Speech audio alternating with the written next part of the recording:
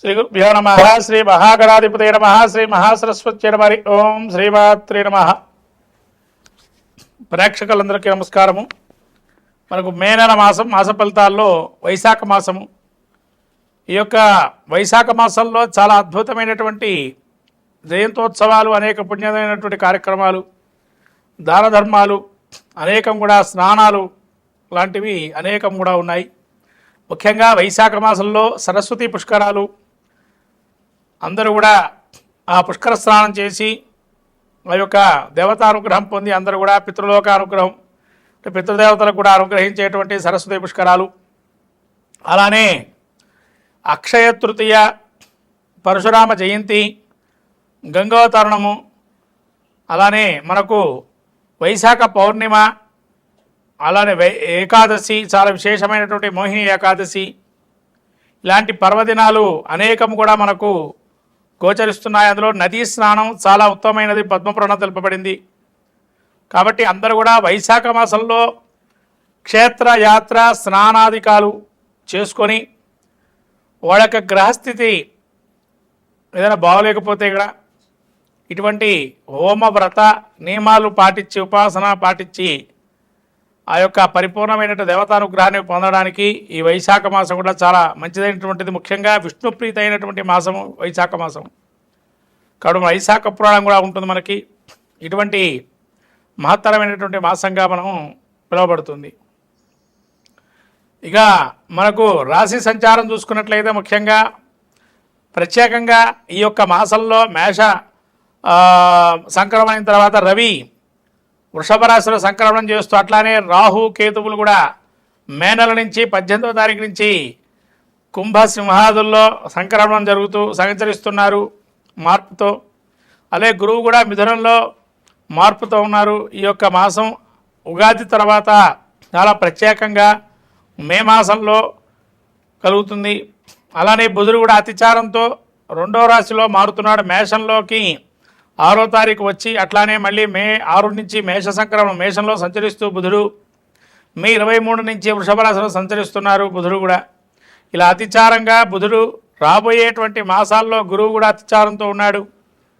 ఇదంతా గమనిస్తూ ద్వాదశ రాశి ఫలితాల్లో మాస ఫలితాలు చాలా ప్రాముఖ్యంగా చెందినటువంటిగా చెప్పబడుతుంది. ఎందుకంటే ఇట్లా అతిచారం వల్ల మాస ఫలితాలు తప్పక అందరూ కూడా విని తదనుగుణంగా కార్యక్రమాలు, శాంత్యాది కార్యక్రమాలు చేసుకోవటం వల్ల మంచి చేకూరే అవకాశం ఉంటుంది. మే మాసం వైశాఖ మాసంలో ఈ యొక్క గ్రహస్థితి చూసినట్టయితే ముఖ్యంగా తులారాశి వారికి ఏ విధంగా ఉండబోతుంది మాస ఫలితాల్లో. తులరాశికి ఈ యొక్క ఉగాది తర్వాత నుంచి రాహుకేతువులు కూడా 12 నుంచి ఏకాదశంలో కేతువు, అలానే పంచమంలో రాహువు, షష్టంలో శని శుక్రుడు, సప్తమంలో బుధుడు, తదుపరి సప్తమ స్థానం నుంచి రవి బుధుడు ఇద్దరు కూడా. ఈ యొక్క బుధుడు మాత్రము సప్తమ స్థాన సంచారము, తదుపరి అష్టమ స్థాన సంచారం మే 23 నుంచి, రవి మాత్రం అష్టమ స్థాన సంచారము మే 14వ తారీఖు నుంచి, అలానే గురువు కూడా భాగ్యస్థాన సంచారం చేస్తున్నారు. ఈ విధంగా కుజుడు వచ్చేసి దశమక్షేత్ర సంచారము ఈ విధంగా ఉండేటప్పటికీ తులారాశి వారికి ముఖ్యంగా చిత్తాక్షత్రం 3-4 పాదాలు, అలానే విశాఖాక్షత్రం 1-3 పాదాలు, స్వాతి నక్షత్రం 4 పాదాలు వాళ్ళు ఈ యొక్క తులారాశి వారికి గ్రహస్థితి చూసాము.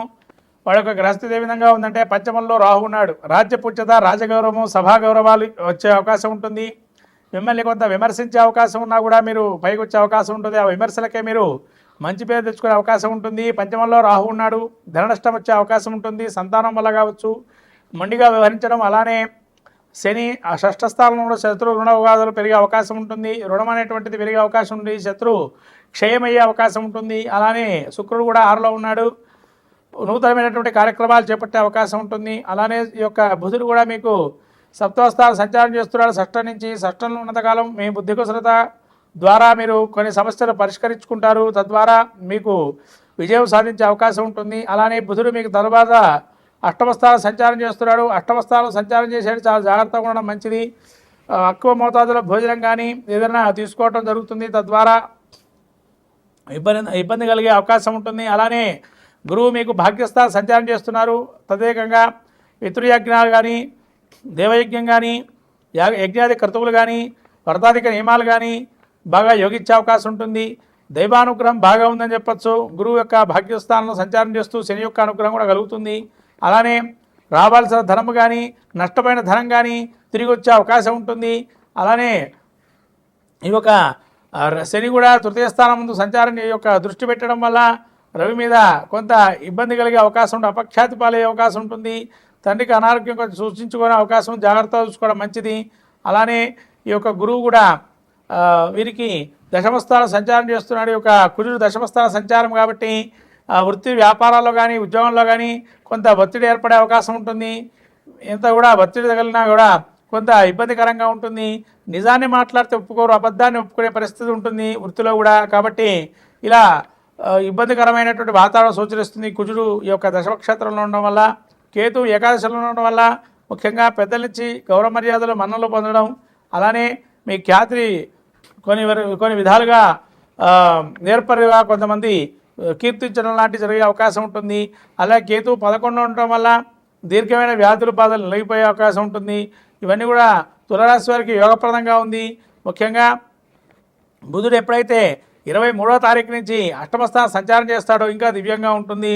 అప్పటి కూడా ఒక మిశ్రమ ఫలితాలు గోచరిస్తున్నాయి. 50% బాగుంటుంది, మరో 50% బాగుండదు. ఈ విధంగా సింహరాశి వారికి, ఈ యొక్క తులారాశి వారికి ఈ విధంగా ఉందని ఈ యొక్క మాస ఫలితాలు. ఇంకా మరికొన్ని మంచి ఫలితాలు పొందడానికి సింహరాశి వారు గ్రామదేవతారాధన, చండీ సప్తతి పారాయణం, దుర్గాస్తుతి, అలానే విష్ణు సహస్రనామ పారాయణం, సుబ్రహ్మణ్య నక్షత్ర దర్శనం, సుబ్రహ్మణ్యారాధన, మంగళవారం రోజు సుబ్రహ్మణ్య స్వామి ప్రీతికై ఏదైనా కార్యక్రమం చేసుకోవటం, లేదా ప్రతి ఆదివారం రోజున దగ్గరలో ఉంటే గ్రామదేవత దర్శనం చేసుకోవడం వల్ల మంచి ఫలితాలు కలుగుతాయి ఈ యొక్క తులారాశి వారికి.